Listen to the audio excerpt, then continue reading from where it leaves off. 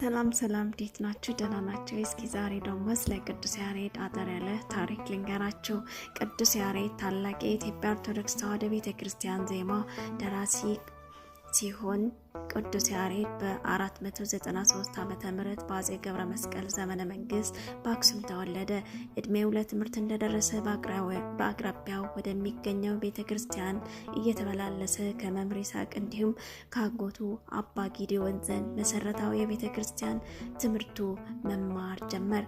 ያሬድ ከመወለዱ 3 ዓመት 490 ዓመተ ምህረት በፊት ትስዕቱ ቅዱሳት ወደ ኢትዮጵያ የመጡበት ታላቅ መንፈሳዊ እንቅስቃሴ የሚካሄድበት ገዳማት የተመሰረቱበት ወቅት ነበር።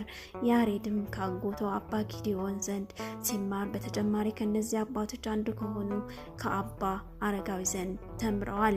ቅዱስ ያሬድ የመማር ችግር እንደነበረበትና ትምህርት አልገባው እያለ ተስፋ ቆርጦ ዳግም ወደ መምህሩ ላይ መለስ ወስኖ እንደነበር፣ ነገር ግን አንድ ቀን ዛፍ ጥላ ስር ተቀምጦ አንድ ትል ወደ ዛፍ አናት ለመውጣት ሲታገል መሃል ላይ ሲደርስና ተመልሶ ሲወድቅ እንደገና ያለመታከት ሲሞክር በመጨረሻ ዛፍ አናት ላይ ወጥቶ ቅጠሏ ሲበላ ተመለከተ። ከዚህም ትል በመማር ተመልሶ ወደ መምህሩ በመሄድ ትምህርቱን ቀጠለ።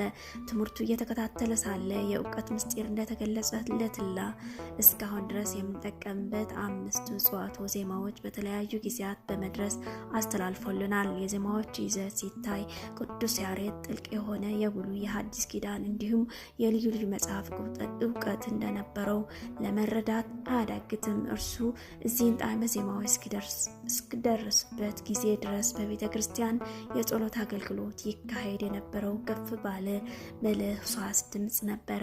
ስለዚህ ቅዱስ ያሬድ ዜማን በኢትዮጵያ ቤተ ክርስቲያን ያስጀመረ ነው።